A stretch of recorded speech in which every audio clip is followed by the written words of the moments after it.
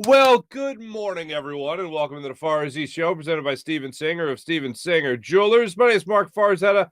This is a program let's call the Farzy Show. 76ers, another dominant win last night. This one coming courtesy of the good people of San Francisco. So they were kind enough to help us out with all that fine stuff. So that's very, very kind of them as I shut off my other monitor. And I'm excited about it because Joel Embiid is playing at the top level. James Harden looks extremely healthy now, which I was waiting to see. You have all of a sudden Tobias Harris, who has been able to carry his strong play without Joel Embiid, without James Harden, now into a lineup with Joel Embiid and James Harden, which has been wonderful and a pleasant sight for sore eyes. The question, of course, will be when Tyrese Maxey comes back, what happens to Tobias Harris? But bottom line is Tobias Harris is finding a way to contribute with two of the, I guess, quasi-big three, maybe semi-big four in the lineup. So that's nice.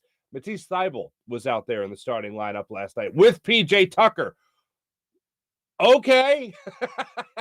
I guess those is what you're down to at this point. But nonetheless, you were able to get a dominant win over the Sacramento Kings. Another strong performance from Joel Embiid. We got Doc Rivers talking about the spacing after the game and how great that was, because I feel like one of the most undervalued things in the NBA, least talked about things that is most important, is that spacing. And that was something that the Sixers had a difficult time with for a little bit there with Ben Simmons.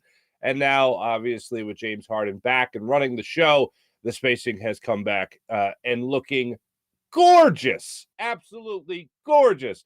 Miles Sanders gets a shout out yesterday from Adam Sandler. I was unaware of this during yesterday's show. It came out, I believe, Monday night. The story came out, so I'm happy to highlight it today, maybe a day late, and most likely maybe at least a $half short.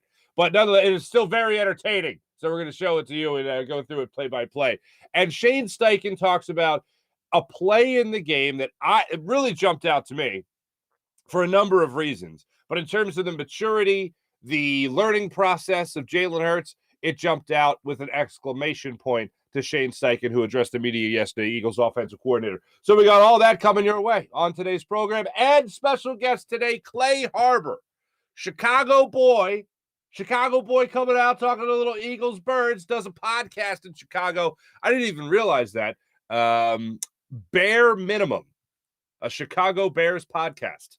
Bare Minimum. Clay will be on with us. And I asked him this question because there's no such thing as an actual trap game. Like, it's not, we think about it because a team could be distracted, but if a team keeps on winning, but you've labeled that game a trap game, is it really a trap game? If you label a game as a letdown game and they win it, is it really a letdown game? I've had this argument with people in the past. No, that's a letdown game. Well, how did you feel after they won it? Oh, I felt great. Oh, so you didn't feel let down. That's amazing. So it wasn't a letdown game then. No, because of powers that have nothing to do with the game and the people on the field and the way the game is being played, because of powers and labels that we throw out there. No, this is a letdown game. No, this is a trap game. Not if you win it, it ain't. If you win it, you weren't trapped. If you win it, you weren't let down. Just because, if you look at the schedule, the Bears are here and they suck, and then you look at the Cowboys and they're probably your best competition, and it's a letdown game. They're going to be looking ahead.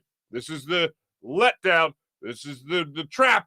It's a trap game. Now, I can understand that going into it, you might think that, but coming out of it, they weren't trapped at all. Plot twist. So I asked Clay Harbor about, what do you do in the locker room as a player when you look at that game and you go, okay, all right, well, we got the big game against the Cowboys. Well, we got the Bears right here. Let's not look ahead to the next game. How do you stay focused? What's being said in the locker room? How do players approach that? What's their mentality and all that stuff when they're going through something like this, where everyone and their mother is going, it's a trap? What do you do? So Clay Harbor will talk to us about that. And also, he's got a lot of respect for Dallas Goedert still. Last time he was on with us, called him a top 3 tight end. And I asked him this question. And shame on me. Shame on me.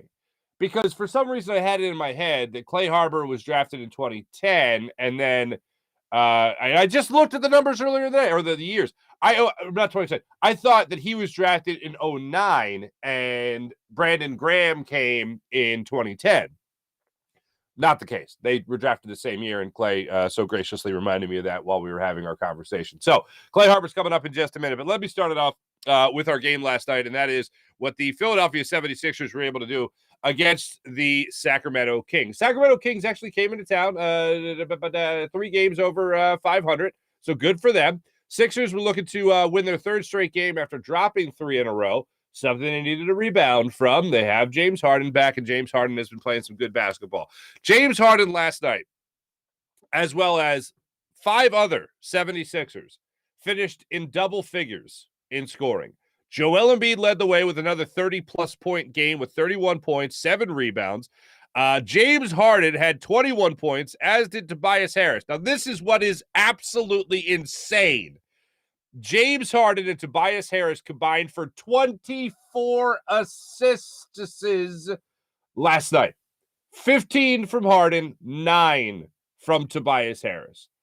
If that's not a sign of what I was alluding to earlier with spacing, if that's not a sign that they're really understanding where each other's going, and this is a point right now that we could be reaching, and I know you could look back over the last couple of games here and say, they really haven't played phenomenal opponents. All right, you can look at how the 76ers were taking on teams like the Charlotte Hornets, a team they had struggled against before. You can talk about how the Lakers aren't that great a team, but the Sixers were able to take care of business against the Lakers. I understand that. And it took overtime, But look into this game.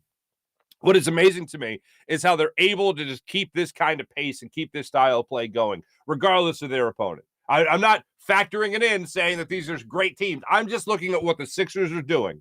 And when I see that kind of spacing, when I see that kind of flow or fluidity to the game, it makes me feel great about this team hitting their stride at the right time during the season. This isn't the right time yet.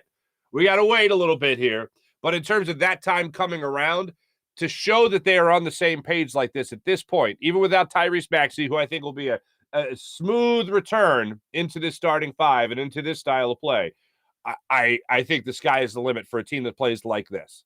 For a team that we were talking about going into the season, that could be a number 1 seed, number 2, number 3, top 3 seed at the worst in the Eastern Conference. This is the level of play they need to get to by the year's end. And this is the level of play they need to get to and maintain by year's end.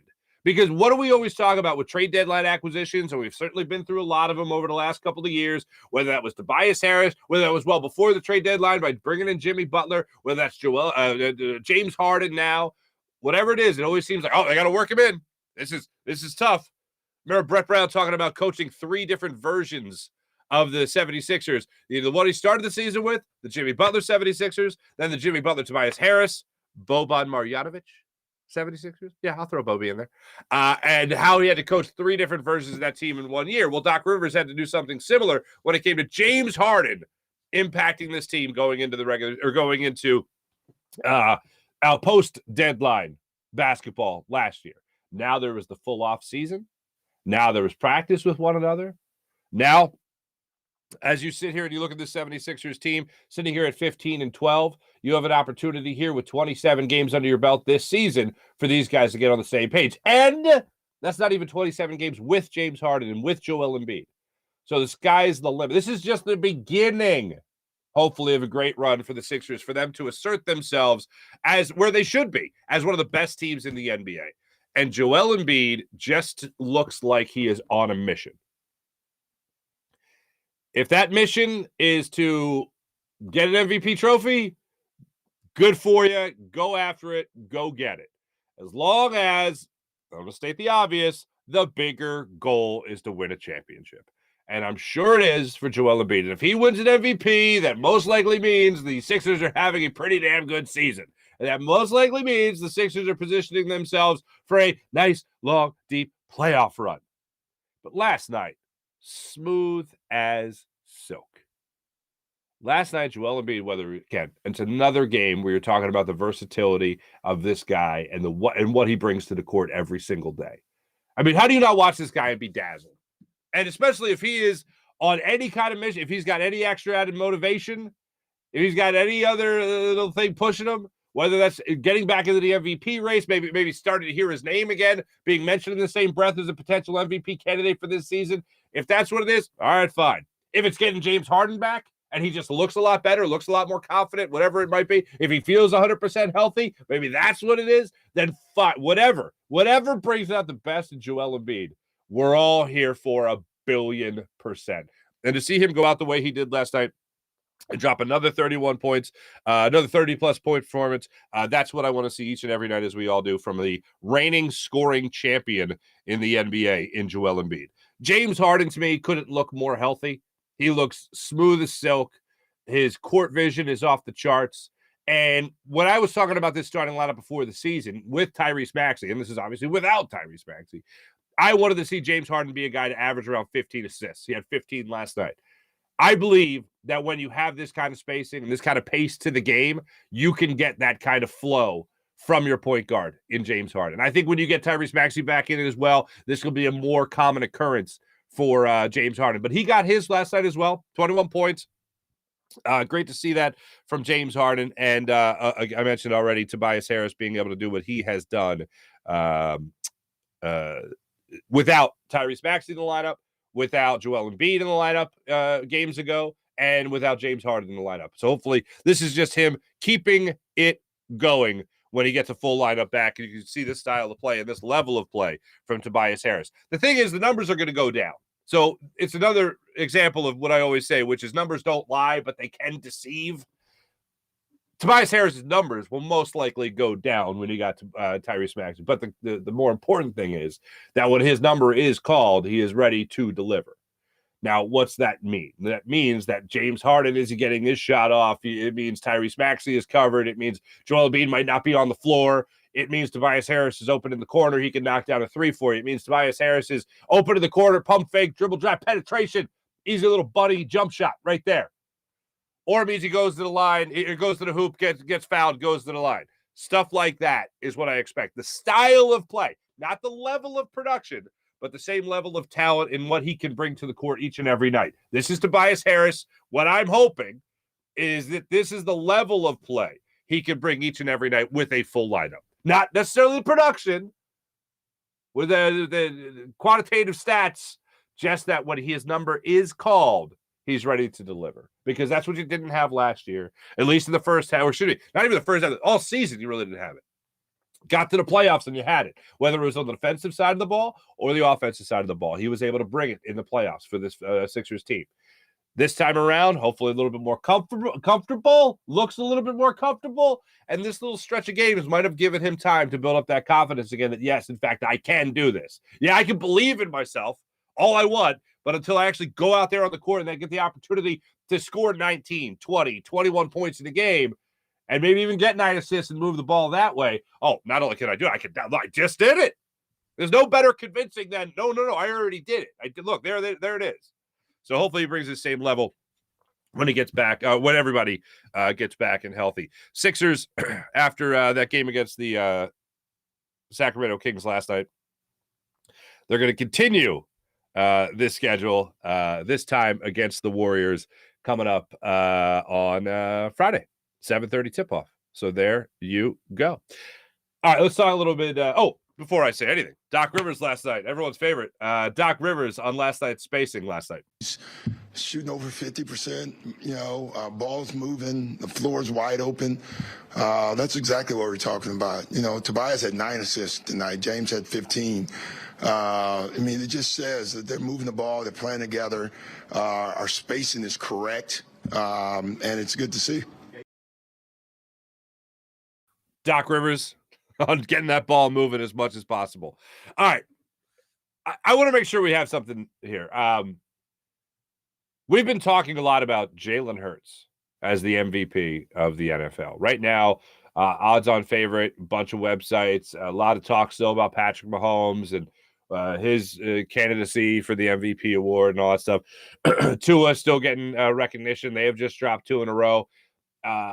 I know in every sport, you can always talk about the MVP being the guy that's the best player on the best team, and certainly that would be Jalen Hurts. And if that's your criteria, no doubt about it. I think that's a good basis for an MVP, but it's not 100%.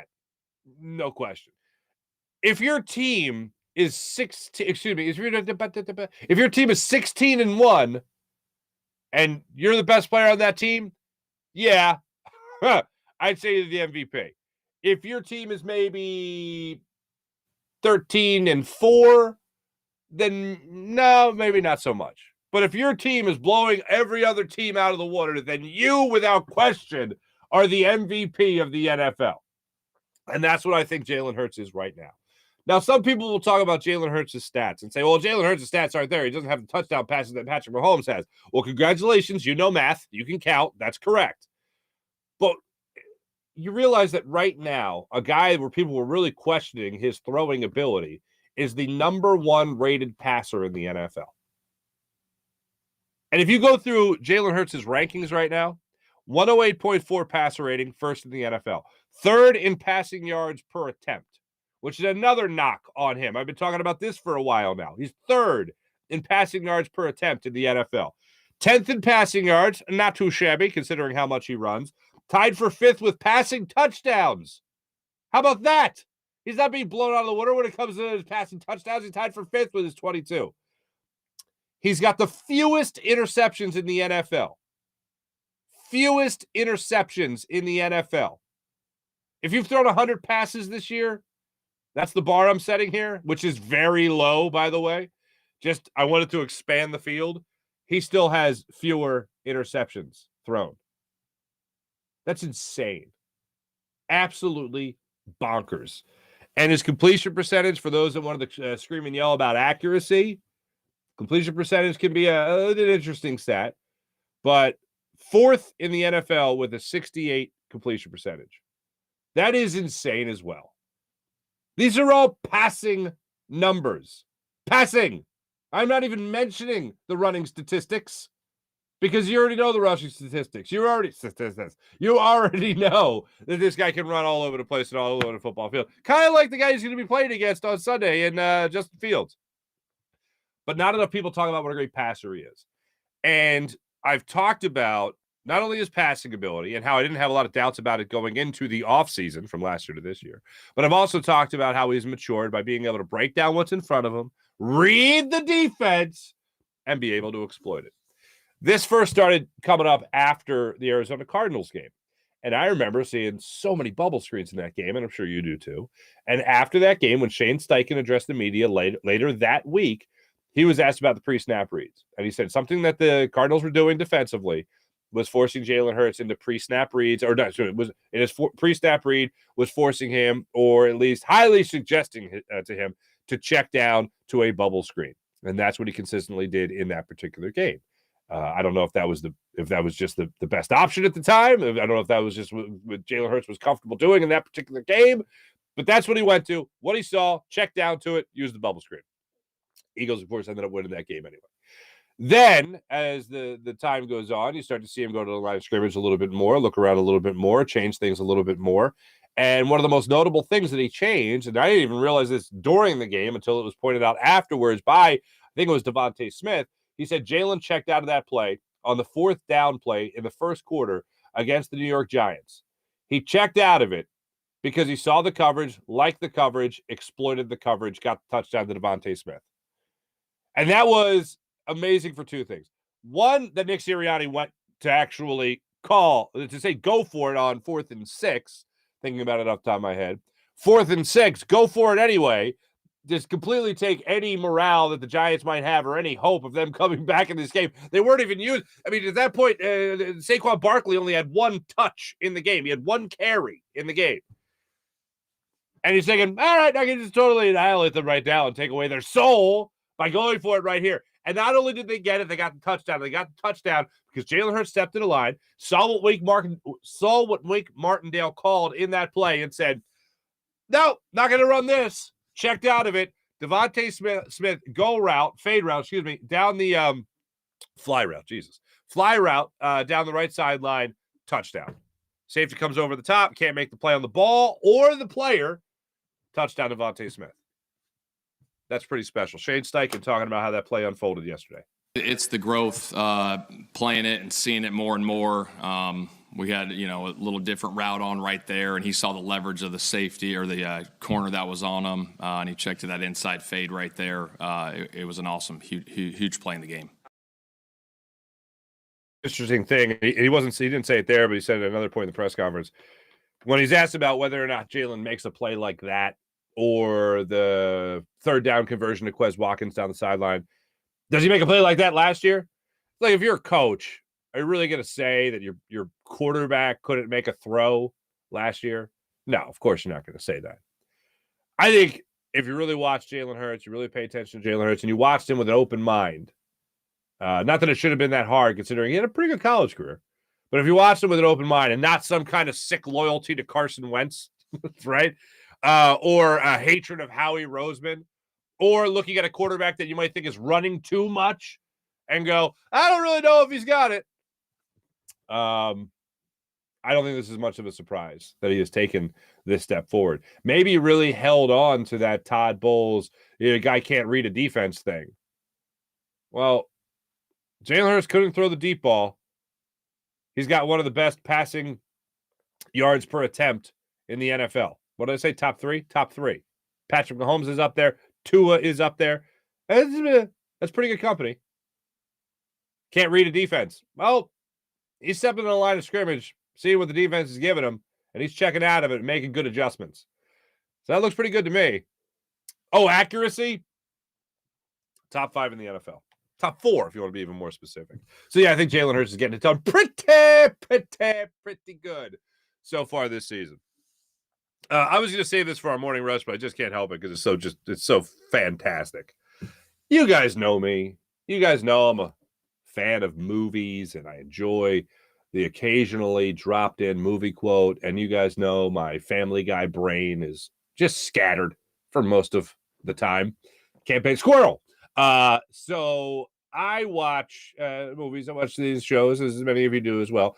And whenever I see an athlete throw out a movie quote, it just brings a smile to my face because it's like, oh, they're just like us.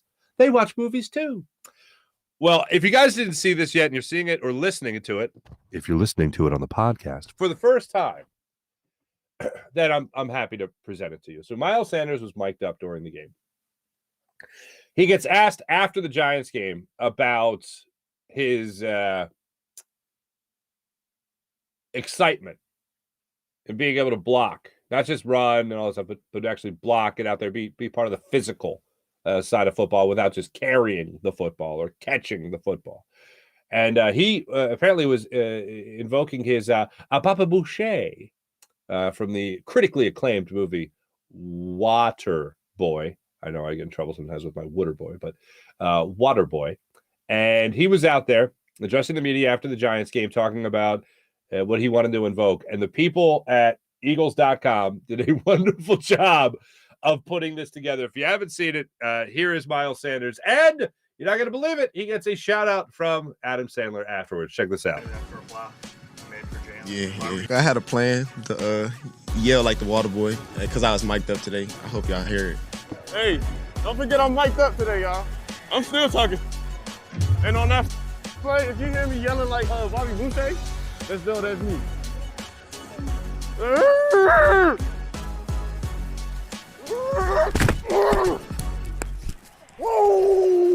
Oh! Oh!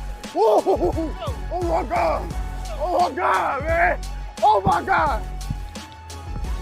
Oh my God! I got you, boy! Woo! I went in like the water boy. I said 51.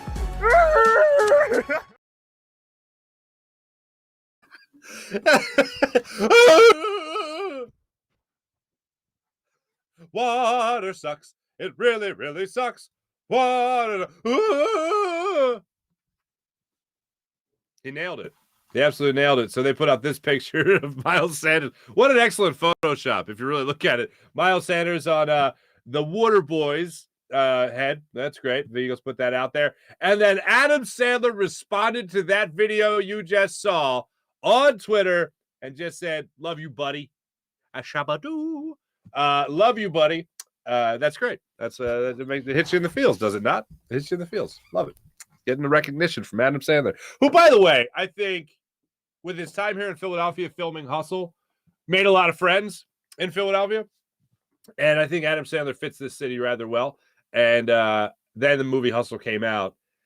And man, oh man, We had Daryl Reynolds of Villanova fame on the show, and he was a location scout for that movie. He was also in the movie, and he was just like, Adam Sandler is the realist.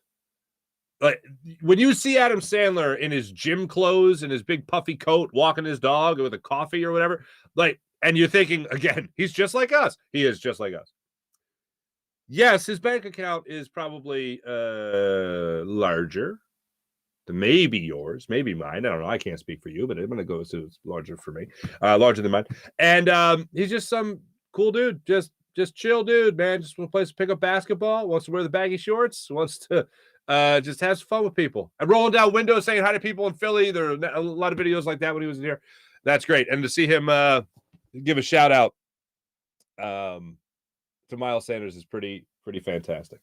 So that's what I got for you. Let's get to our interview with Clay Harbor here. I want to talk to Clay about all the things that are going down with the Chicago Bears this weekend, whether or not this is a trap game, and how the Eagles are going to beat the Bears, what the Bears are going to do against the Eagles. Clay breaks it down really, really well. So we're going to bring him here in a second. But first, let me tell you about my man Steven Singer of Steven Singer Jewelers, the other corner of 8th and Walnut, right there on Jewelers Row. For over 40 years, Steven has been in the love business in Philadelphia, helping people get engaged with his Ready for Love diamond engagement ring standing by at the ready. It literally is they bring out a nice box, open it up, a whole slew of Ready for Love diamond engagement rings. And with the holiday season here, maybe this is the time to pop the question.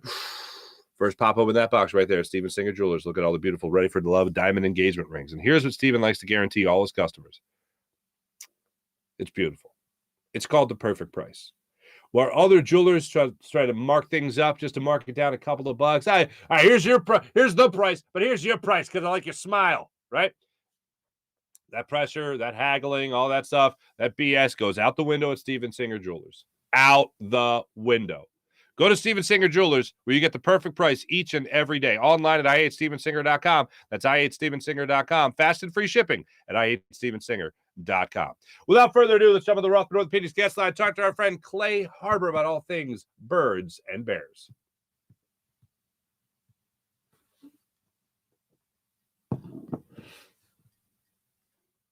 Joining us right now, the Roth Orthopedics guest line, making a triumphant return for just the second time this football season. Our friend Clay Harbor, former Eagles tight end, and I just learned, I didn't even realize this. I know you follow your Bears and all that stuff there, Clay, but host of the Bare Minimum Chicago Bear podcast as well. Look at you, a man for all seasons.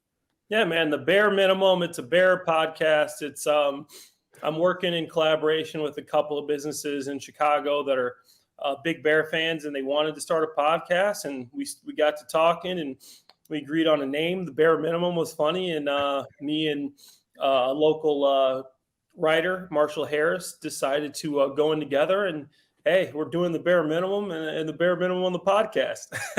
That's not a beautiful bald-headed gent named Marshall Harris, formerly of Philadelphia fame, is it? Used to be the Philadelphia writer, CBS guy, and that's my the guy I work with on CBS Chicago when I'm doing the post-game show is Marshall Harris. Oh boy! Now I got to give him a shout out. That's just fantastic. No, love Marshall, great guy. He's been on the show. Love that guy. All right, so I just saw earlier today ESPN came out with its rankings, and I'm just curious as to whether or not the 31st ranked team by the NFL Power Rankings for the ESPN, that's what the Chicago Bears were ranked. What was the Chicago fan base's reaction to such a thing? Honestly, the Chicago fan base was right there with them. I mean, this team is not good. I mean, basically it's Justin Fields versus whoever we're playing right now, and unfortunately, that happens to be the Philadelphia Eagles this week. For the Bears, obviously, I still follow my Eagles. I'm a big Eagles guy, too. But the defense, I mean, it's the worst defense in the league. I don't know the numbers. You know, Pro Football Focus has them graded as the worst defense in the league. I, myself, on the eye test, know that they're the worst defense in the league. And they have the worst defensive line I've literally ever seen in football. No pressure, the least amount of sacks in the league at 15. The Eagles will get that in 2 games. They have 15 sacks on the season. So this D-line is just atrocious. The last few weeks, they've been missing Jaquan Brisker and Kyler Gordon. Eddie Jackson's out for an injury. Their secondary is just depleted. They got undrafted rookies running all around the field. Their linebacking core, they traded Roquan Smith, but Jack Sanborn, an undrafted rookie, he's actually been playing pretty well. Nick Morrow's okay. and that's actually the highlight of the defense, an undrafted rookie and a journeyman. So this defense is bad. I think the offense is actually a little bit better. It's actually a pretty over the last 7 games, they're averaging 25 points a game, which makes them, top 7 offense. Mm-hmm. But the first 6, they're averaging 15. But ever since their pseudo bye week, when they had the Thursday night football game, they came back and they started running a Baltimore Ravens type offense with Justin Fields running the ball instead of Luke Getsy having him back there like he's Aaron Rodgers. He's not Aaron Rodgers. He's got to run the ball. He's got to get him on the move, things like that. They did that. Now Fields has come out as a bona fide weapon. Like I said, averaging 25 points the last 7 games, which is incredible. And the offensive line has improved greatly because of the switch as well in scheme. And they're graded on Pro Football Focus as the 12th best offensive line in the league after starting the season as 32nd. Wow. Okay. Last reaction question I'll ask you from the fan base's standpoint in Chicago there. They trade Robert Quinn to the Eagles. Robert Quinn barely plays, then gets IR'd. And now I thought originally that the Eagles and Howie Roseman had fleeced the Bears out of a deal. Were the Bears fans overjoyed that they at least got something for Robert Quinn at this age and lack of production? What was the reaction there? It was funny seeing both sides of the fan base because the Bears fans were just couldn't believe they got something for Robert Quinn, who hadn't had a sack and hadn't had any pressures. Was the 5th worst graded defensive lineman in the NFL, according to Pro Football Focus. He just wasn't doing anything. And obviously he was drawing double teams, didn't have Khalil Mack on the other side anymore, but he just wasn't doing anything for the Bears. And the fact that he's on the end of his deal, you're basically renting him for, 7-8 games, and to get a 4th-round pick out of that, Chicago was ecstatic. And then Philly, on the other hand, thought that they got a steal. You're like, oh, we got this guy for 8. So it was weird seeing both sides of that. I'm like on Twitter, I'm like, okay, like which side is right here? And like, I guess we'll see. Unfortunately, he's on IR, so it looks like the Bears actually won that deal. But Howie has done a hell of a job in every other aspect of the team. It would be damn near perfect. It'd be. The guy he trades for that wasn't even a safety, trades for him to play safety in CD Deuce, Charles Garner Johnson. He ends up leading the league in interceptions. Like, what are the odds of that happening? What are the odds? But I do want to ask you about your Eagles as well, because, of course, you played here in Philadelphia. You were a tight end for this football team for a number of years. You've told us about that in past visits to the show. How are you as dazzled as everybody else when you're watching Jalen Hurts perform at the level in which he's performing at? I knew when we saw him in training camp, Mark. I went out there and I said, wow, this guy's incredible. He saw a lot of criticism still on Twitter. Oh, Hurts he's not, what are they talking about? This guy looks incredible. He looks great. He's getting the ball out. And he's doing this in camp when he's not even able to use his legs. You're not running zone read or quarterback run in camp. He is looking like a real quarterback, and he's just improved on that. And he's one of the hardest working guys on the field, on the team, in the league. From everything I'm hearing from guys close to the team, he's exactly the guy you want leading your team. And he's just showing why hard work pays off. Going from last year to this year, I don't think I've ever seen as big of an improvement. I know, he's got A.J. Brown now, and he has a couple more weapons. That offensive line is definitely the best offensive line in football. I mean, that's a stone wall right there. But to see what he's done from last year to this year is truly impressive. And I think, hands down, I don't even think it's a question that Jalen Hurts is my MVP. Love hearing it. Want to ask you about another guy that's getting a lot of adulation right now in the city of Philadelphia, and hopefully some Pro Bowl consideration as well. He's got 8.5 sacks on the season. That's Brandon Graham. Just had 3 sacks against the New York Giants. You played with Brandon Graham. You were there when he was drafted, and people were looking at Brandon Graham and like, well, what's he going to be? Is he going to be Earl Thomas? Is he going to be better than him? He's a bust. What's going on here? Do you remember the early days of Brandon Graham, and when did you know that this guy could be something special in the NFL? Mark, I was in the same draft class as BG. We both got drafted in the same draft. He was the 4th-round pick. BG and me go way back, and I had a great time with him as a teammate. And he just keeps getting it done, man. He's just a guy that has longevity. He gets his work done. He's a hard, diligent worker. He's a fun guy to be around off the field, and he's just a smart player. He's just a ball of muscle, and he's hard to block because he's not the biggest guy. He's not the most, you don't look at him and think, man, this guy's strong. He's huge. He's stout. He is just an athlete. He's got a low center of gravity, and he can just bend where he's supposed to bend, and he's just really, really smart and technical. and he's gotten better, and he's taking care of his body. I talked to him this offseason. He said he's really worked on his diet. The thing that's helped him the most is how diligent he is with his diet now.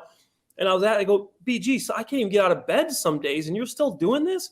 Like, man, it's my diet. I'm doing this is my diet. I just felt so he's really taking care of his body, and it's crazy because people were calling him a bust. Like early in the hey, this guy was a bad draft, but he's bust. And now, in my opinion, he's a Philadelphia Eagle Hall of Famer. Absolutely.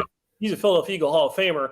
And, if he keeps going, he might get some consideration for the league. It's taking a little far now. But you think about what the guy's been able to do, win a ring. He wins another ring this year after having another good year with double-digit sacks. The guy just keeps adding to his resume, keeps getting it done, and there's no end in sight. So really happy for him. And I think he's going to have a good game because he's going against Larry Borum or Riley Reif this week, which are guys that I think will struggle with a guy like Brandon Graham. Mm-hmm. Now, when you look at this, when you look at this, Clay, the Eagles obviously are the favorite in this game. The Bears are not really expected to put up much of a fight here, but the famous words trap game come into play here. And we got into this a little bit. A guy named Jeff in our chat brought it up yesterday during the show, and I have to ask this question, and I'm thinking along those lines anyway. How do you protect against a trap game? How do you protect against, all right, we got the Bears this week, but we got the Cowboys next week. How do you not look ahead? How do you stay focused? How do you avoid a trap game? I think some of the recipe is there because the Bears were on a bye week, right? They had the bye week, so they had some time to get healthy. Justin Fields had his shoulder. He couldn't run the ball so much last week. But last week, Justin Fields' highest grade of the year throwing the ball. He was the highest graded quarterback in the entire league last week on Pro Football Focus. The entire league.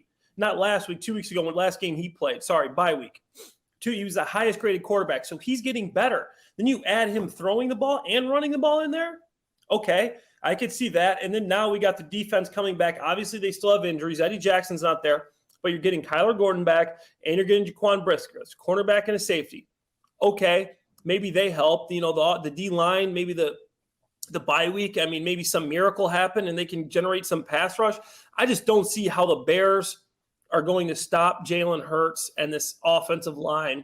The fact that the Eagles are 50-50 run pass. You got Miles Sanders, top 10 in average, top 10 in yards. So you subtract that, you still got A.J. Brown, Quez Watkins, Devontae Smith, and Jalen Hurts throwing the ball. I know people are saying it could be a trap game, but this defense is bad. The Bears offense, I think, will score, but I just don't think the defense can stop the Eagles. Mm-hmm. How does a team stay that focused? Like when a team is having all the success that they're having, and they know the bigger game is a week away, and they just came off a huge 48-22 win over a division rival like the New York Giants on the road, nonetheless. How do they stay focused on the task at hand? What's going on in the Eagles locker room? What's going on at the NovaCare complex this week? If you were in there, what do you think you'd be seeing? I know what you saw. You saw what I saw.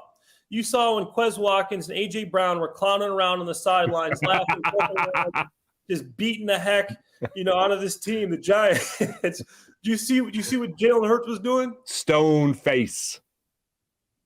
That's what he's doing. If you watched at home, I was just giving a scowl. For the people on the podcast, Clay Harbor just scowled directly at me, and I'm terrified. Yeah. Jalen Hurts is not a guy that's going to get distracted. That's why he's the MVP this year. That's why he's been so consistent.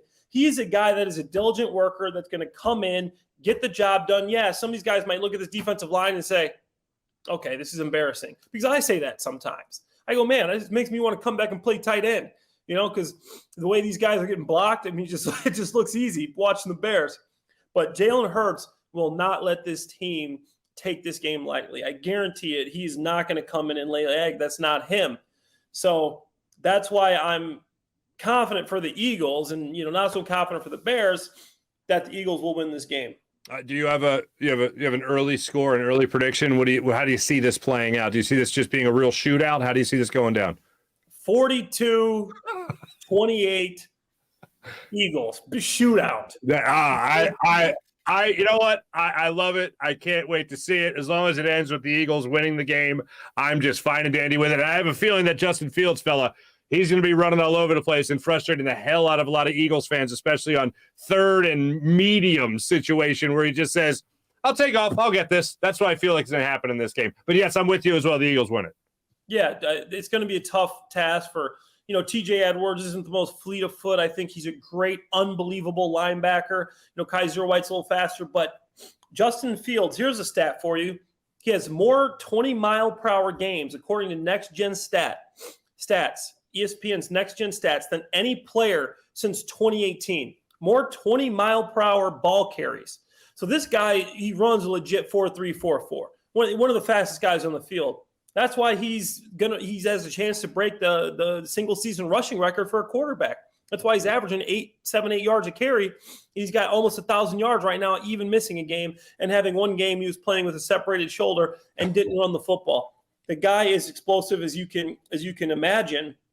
And I'm excited that you guys get to see him. The Philly people get to see him this week because, he's fun to watch. And he's a version of Jalen Hurts. He can't throw the ball as well yet, but he can run. And he does a good job of reading that zone read and picking his spots to where he can run the ball. Unfortunately, he doesn't got Devontae Smith, A.J. Brown to throw the ball to. But, Chase Claypool hopefully can get more involved after the bye week. The guy they traded their second-round draft pick for. So after the bye week, you're hoping that Chase Claypool, big 6'4", 220-pound receiver, can maybe have some sort of an impact this week.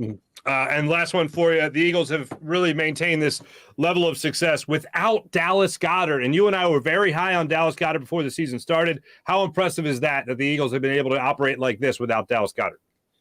That's a testament to the rest of the offense, man. This team has so many weapons that they're able to pick it up, and that just goes to show you what kind of a player Jalen Hurts is. I know I'm on the Jalen Hurts fan train right now, but you lose one of the best tight ends in the league. For some quarterbacks, you're going to see your production just go down. He's a big threat in the middle of the field. Now you got Jack Stoll. No offense to Jack Stoll, but Jack Stoll is Jack Stoll. He's going to block. He's got some okay hands. He can catch a ball, but he's not Dallas Goedert.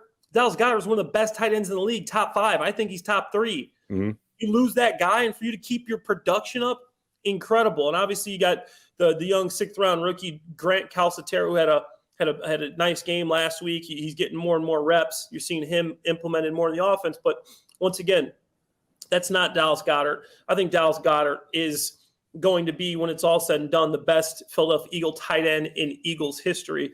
And, he's well on his way to that. And I don't know his when he's due back, but hopefully soon. It's supposed to come off IR this week. Oh, so will he play this week? It's a very distinct possibility. I haven't heard any other updates about it, but he's supposed to be able to be taken off IR this week. So fingers crossed. Oh, wow, yeah. They get Goddard back. That's even uglier. I scored a 45 instead of 42. He'll get you in field goal range one more time. Yeah, exactly. Such great, always great talking to you, Clay. Always great catching up with you, man. And I understand you have some homework to do tonight at the time that we tape this Tuesday. So I want to make sure I let you go so you get back to your studies. Absolutely. I'm finishing up my master's, getting my MBA at Kelly School of Business in Indiana. So, I got to get back to this project. It'll be a late night for me. I got some coffee ready. So, I'll talk to you guys later. God bless you. Good for you, brother. Thanks so much. Clay Harbor joining us. Thanks, Clay. Pleasure. How much fun is that guy? How much fun is Clay Harbor? I thought I loved Jalen Hurts. He really loves Jalen Hurts. And I like that he acknowledges the idea of the trap game, but the Eagles still win it. Is it really a trap game if you're not trapped? Is it really a letdown game if you're not let down? Yes, there's potential going into it, but isn't it null and void after you win it? By the way, I was on. I think I told you I was on with the new Mac and Mac, as they refer to it, Jody McDonald and John McMullen on Jacob Media yesterday, and I think Jody set the line for Justin Fields over under running at his average, which is about 75 yards per game, and he was like over or under, and I'm like over. And he's like, no, let me tell you here. What's the word he used? Studley. Let me tell you here, Studley. That was the thing. Jody always would call people Studley, still does. I don't know about that, Studley. And he's like, basically, they practice against Jalen Hurts every week. They know how to contain a quarterback like that. They practice against them every single week. And that's true, and that's a fine point. But what I do think is that Justin Fields is going to be well over his rushing yards per game average. I think if you're setting the line at like 74.5, he is going to be over that number. And here's why. He drops back to pass. He's got the two best corners in football. The two highest rated corners in football. He's got that's what he's throwing into. He's got a defensive line that can break through his offensive line and get after it. That's going to force him out of the pocket.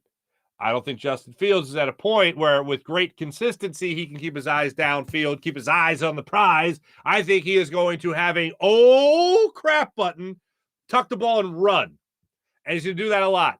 And he's going to piss us off on those third and medium situations where we're not going to be, the Eagles aren't going to be able to get off the football field because Justin Fields is just like, I'll just take it and run. 5 yards, 6 yards, 7 yards, 10 yards. Long drives. I think that's going to come back and be a thing that's going to drive us crazy in this game. With that being said, yes, I think the emergency button, in case of emergency, break glass, that is going to be him running. He's going to probably have one read and gone for two reasons. That's where he's at right now, I think, in his career, mentally, with his approach to the game. And then I also think with the Eagles' pass rush, they're going to be in his face, and they're going to move him off his spot, and he's going to either be forced to throw the ball out of bounds or he's going to be forced to run. And I think he's going to default to running. So, yeah, I'd say he's going to have a hell of a day running the football. You know what really impressed me? Jonathan Gannon being able to contain Justin Fields. That would really impress me. I don't think it's out of the realm of possibility for the Bears and the Eagles game, like Clay was just talking about, to turn into a shootout. At first, he had 42 to 23. And then I told him Dallas Goedert's mostly coming off IR this week, and they kept the roster spot open for that possibility. All right, I'll give him an extra field goal, 45 to 22. So, yeah, that could very well be the case, because it's going to be difficult to contain Justin Fields. Because I think James Bradbury, I think Darius Slay, Avonte Maddox, maybe now Anthony Harris, if he's on the field again playing for you on Sunday, Marcus Epps, this linebacking core, and the pass rush are going to be moving Justin Fields off his spot. I think they're doing a great job of pass defense. So good, in fact, Justin Fields is going to be like, nope, take off and run. And I think that's going to be a consistent theme in this game. And I think one of the things we're going to be slamming our heads against the wall is, third and short, 3rd and 6, 3rd and 8. Can't get off the field. 4th and 1. They got it. It's going to drive us crazy. You know what I'm saying? So thanks to Clay Harbor for joining us. Let me tell you about the great people at Manscaped. Manscaped.com, the leader in below-the-waist grooming. Join 4 million men worldwide who manscape with Manscaped.com. Go to Manscaped.com, use promo code Farzy, and get 20% off your order and free shipping. There's no reason to be unkempt after that kind of order. Huh? Know what I'm saying? And right now they include their Platinum Package 4.0, which includes their 4.0 lawnmower, their Weed Whacker ear and nose hair trimmer, and they come with skin-safe technology that helps reduce the risk of nicks so you can manscape with confidence and comfort. So join the 4 million men worldwide who choose Manscaped and be well kept with Manscaped. How about the people at the amazing FreestoneFarmCBD.com? You like CBD, you use CBD, you want to try a different CBD? Try Freestone Farm CBD at FreestoneFarmCBD.com, where there too you can get 20% off your order when you use promo code Farzy.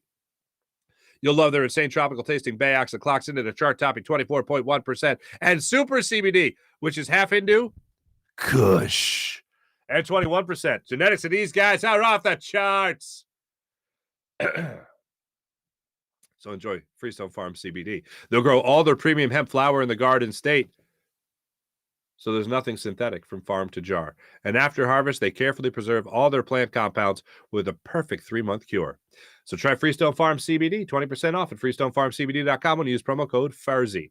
How about the Mojo app? Download the Mojo app to your phone right now. Available in New Jersey. Must be in New Jersey to trade on Mojo. But Mojo, let me tell you about this. Mojo treats each player like they're a stock price with a share price attached to them. It rises and falls throughout the season. Miles Sanders stock up again after last week's game against the New York Giants. Miles Sanders. So it's got running backs, quarterbacks, wide receivers, and tight ends. Each player's got a stock price attached to them that rises and falls throughout the season.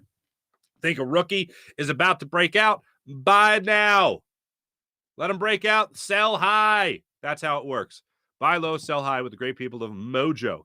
Find out how you can get $10,000 in share price value at mojo.com. Go to mojo.com for more information. Available in New Jersey. Download it to your phone. Must be in New Jersey to trade on Mojo. Must be 21 or older. Gambling problem? Call 1-800-GAMBLER. How about PHL Sports Station, Philadelphia Sports Station, enhancing your Philadelphia sports fan experience across all social media and blogs? That's phlsportstation.com.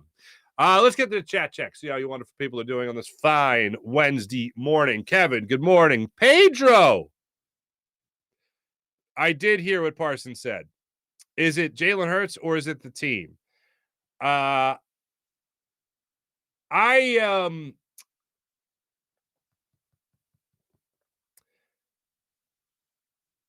Like, what more do you need? I want to say it wasn't Parsons, but it was it Diggs that came out before the game where they played against Cooper Rush here in Philly, and Jalen Hurts isn't that great, whatever, and then the Eagles smoked him. It's like, don't you need to learn your lesson? I think you need to learn your lesson. But Parsons coming out and basically saying, is it really Jalen Hurts or is it the team? Well, who cares? They're both beat you. Like, that is a grasping at straws answer from Micah Parsons when talking about this Eagles offense. Is it Jalen Hurts? Is it really the MVP or is it the team? That's like trying to find one identity in a chameleon of a team. That's my point when I talk about their identity isn't just Jalen Hurts. Their identity is that they could be the running version of Jalen Hurts, the throwing version of Jalen Hurts. They could be the running version of this team as a whole with Miles Sanders. They could be a pass rush team with this defensive line. They could be an interception magnet with James Bradbury and Darius Slay, and now Avonte Maddox back in the mix. Yes, this is a great football team. They are playing great football. And yes, I believe they have the MVP at quarterback right now in Jalen Hurts. But if you're just trying to pigeonhole them into one particular thing they do well, yeah, they're a hell of a team. Is Jalen Hurts or is it the team? Well, Jalen Hurts is a big part of that great team. Some might say the most valuable part of that team. So, yeah, I think it's pretty stupid. Pedro, thanks for bringing it up. I appreciate it. That's a good thing to bring up. I just hate giving any attention to the Cowboys for saying dumb things. See, I don't like rewarding stupidity. I think that was a stupid thing to say from Micah Parsons.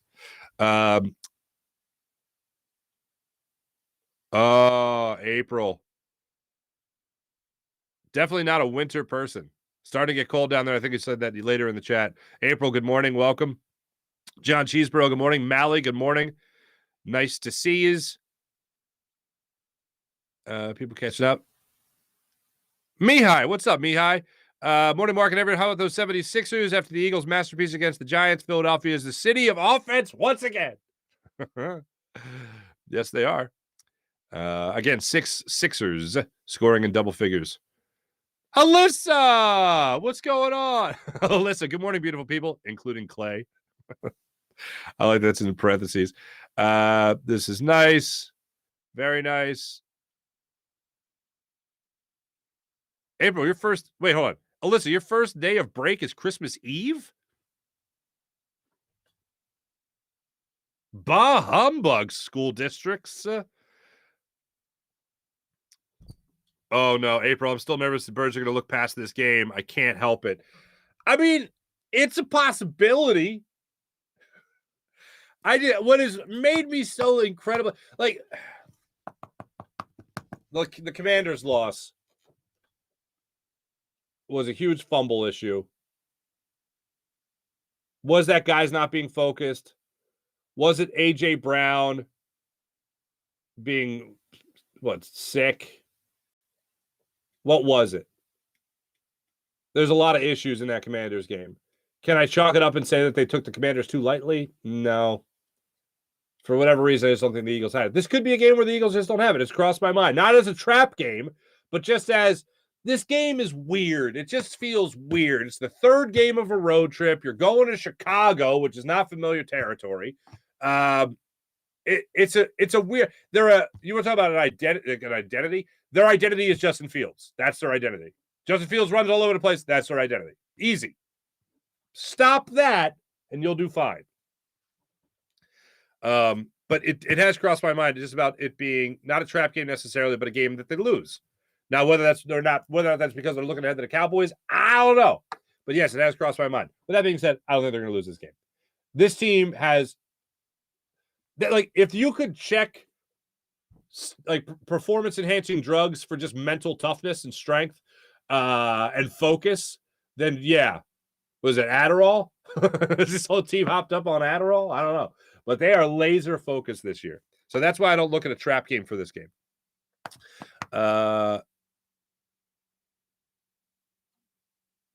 Jeff, any thoughts on Mike Leach? He was a great interview so many times with a personal touch. He was a good guy. I am not a big college football fan at all. But I'll tell you how I know Mike Leach.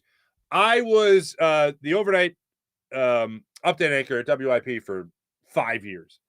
And whenever it was college football season and ESPN was on, and I saw Mike Leach walking off the field for a halftime interview, going into the locker room or a post-game press conference, most of the time the TV is muted. It's only there to look up and reference to see if anything else is going on. Anything breaks across, you're following the scroll. This is obviously before Twitter just blew up, right?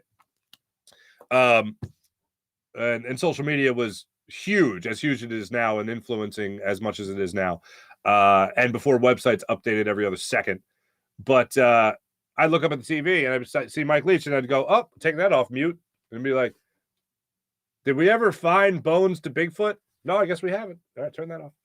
Tell me more about what UFOs. Oh, yeah, I believe in UFOs. I don't really believe in UFOs as much as I acknowledge they exist. Yes, tell me more, Mike Leach. Mike Leach. I thought that. And then you just look at him and the personality is just, he's a John Daly type of head coach. John Daly always gets labeled, and rightfully so, as the fish out of water in a golf community. Mike Leach, I heard Jeremy Schaap say this yesterday, in a world of coach speak, he was not that. And yeah, he was the opposite of that. And rest in peace. I was sorry to see that he went into the hospital, sad to see that, and then obviously to get the news that he had passed. So yes, a lot of thoughts, prayers, and love to his family. And let me just say this real quick, just about that. When somebody passes and people say thoughts and prayers, I know Anthony Jeselnik, the comedian, made a big thing about this where he was like, you know what people are saying when they're talking about thoughts and prayers? They're really saying, don't forget about me. Like they're just trying to be included in something. And that might be true for some people. And I'm not going to say it's not. I'm not going to say that everyone is. I'm not going to say everyone has good intention. But Kobe Bryant's passing, the little girl who lost her mom in that moment, I learned something from, because I remember hearing one of the reporters who talked to the family say that little girl was comforted. She found comfort in the idea that the whole world, it seemed like, the whole world was sad with her. And even though the world was reacting to more so than Kobe than they were to her mom, she felt comfort in knowing that she wasn't the only one sad. And the reason I bring that up is because I feel like when we put our thoughts and prayers out there, or we put our good vibes out there, or we acknowledge it on social media, I feel like it's a comforting thing for people that are going through it to know that either they're not suffering alone, or to at least know that people thought enough to take time to say, I'm going to acknowledge this person's passing. And I feel like that's a great thing. So if you're out there and something happens, whether it's Mike Leach's situation or whatever, and you put out thoughts and prayers or my best to his family, yes, the comedy of it from Anthony Jeselnik is, oh, don't forget about me. Yes, you could be one of those people, and hopefully you're not, and hopefully those people are a billion few and far between, right? But I do believe that there's something to be said for people that go through it, the family of Mike Leach, and they might look at their phones and they'll be like, oh, another RIP for him, somebody thinking about him. That there's got to be some comfort in that. And I know if I've gone through tragedy in my life, people that acknowledge it, it's a nice thing. I can't imagine somebody in a public setting. You know, I am not going to look down on the people that take time to acknowledge somebody's passing. So thank you for that question, Jeff. I appreciate it. Always really enjoyed them. Alyssa, Farzy show. We go back January 3rd. You go back January 3rd? What the hell's bells? I remember one year they made us come back January 2nd as a kid, and that sucked. Because, like, hold on a second. You guys know I literally stayed up till midnight. And as an 8th grader, that's a big deal. Well, for me, it wasn't because I always watched Letterman, then Conan, then the rerun of Leno. Yeah, I didn't sleep. So this schedule works out fine for me. Clay is handsome as heck. Alyssa, I can say it. He's a handsome man. We have school Friday the 23rd. What's the point? Friday the 23rd. Alyssa, who's your superintendent? Who makes the decisions? Bachelor in Paradise. Yes, he was on Bachelor in Paradise. He was on The Bachelor. Bachelorette. He was on The Bachelorette. Scoozy. Alyssa, I feel like no one will be at school at 23rd. This is ridiculous.